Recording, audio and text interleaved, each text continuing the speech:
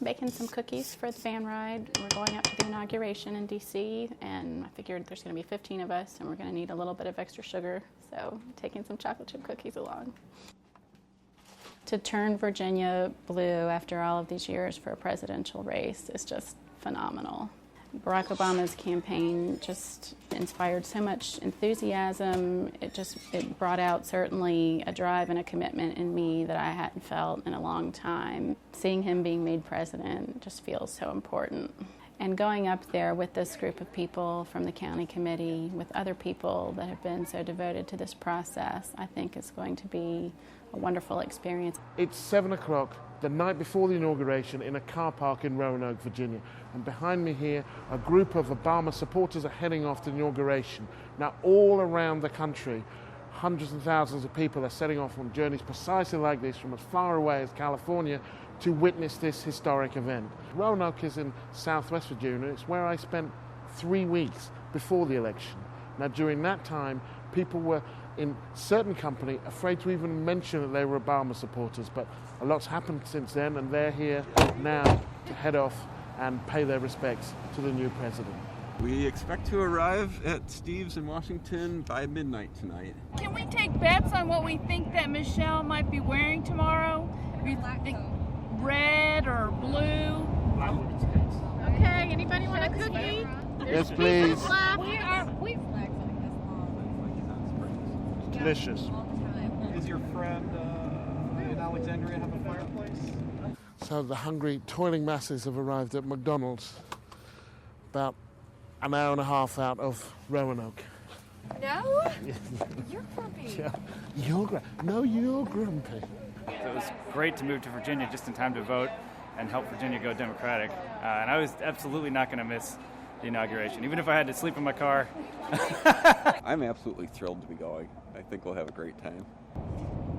Exit 10C. We're encountering roadblocks and detours. We've just arrived. We had to make a lot. It was all very simple until we got to Washington, and then there were police cordons everywhere, and we had to zigzag around. But we finally made it. We're all just a Simon, do you want me to carry that? Tired. One of the pieces of useful information for tomorrow, they have lots and lots of porta potties, but they weren't necessarily real well stocked with toilet tissue. So please take something with you tomorrow. There are tissues. We've got several boxes of tissue sitting around. We've got extra napkins. It's 1:45 in the morning, and we've arrived in the house of a man who volunteered in Roanoke, and now we're all going to bed. Good night. What started as a small trickle this morning has really turned into a steady stream. We've left the house just by the Capitol, and we're heading towards where most of the people in the inauguration will be standing. And we are more than prepared for history. We have toilet paper, we have granola bars, we have things to warm our hands and our backs. So we are well prepared, fired up, and as Obama would say, ready to go. Do we have all of the group from Roanoke? Is everybody with us? Yes. Great.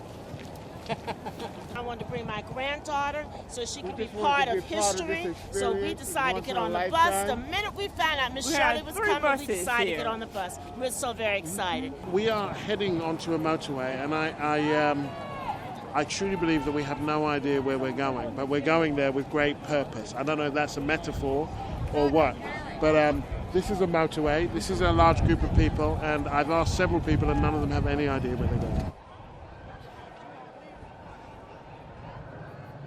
So this is the final curtain call, the final ceremonial moment for Obama, and the people that we've come here with from Roanoke and all these people around you have come to be part of something bigger than themselves, part of a national event, a global event, and actually also part of history. And from most of the people that I've spoken to, there are great hopes and expectations for Obama, but there's also a huge, huge amount of support for him too. And this is the moment we've all been waiting for. I, Barack Hussein Obama, do solemnly swear that I will execute the office of President to the United States faithfully. that I will execute faithfully the office of President of the United States. President of the United States faithfully. and will, to the best of my ability, preserve, protect, and defend the Constitution of the United States. Preserve, protect, and defend the Constitution of the United States. So help you God. So help me God. Congratulations, Mr. President. All the best wishes.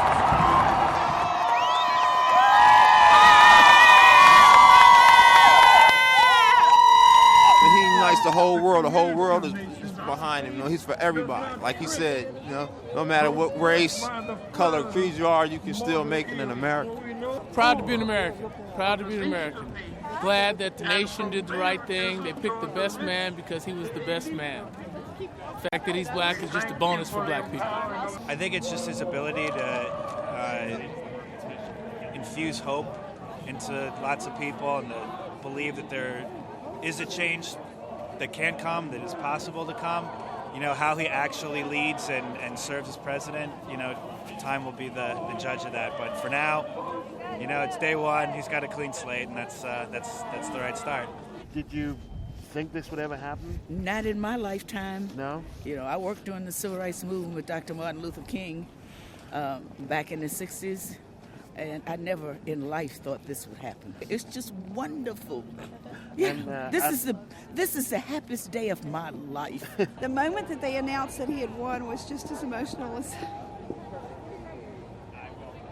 it is today. This is not something that I thought we would live to see in my lifetime. And it's a pretty amazing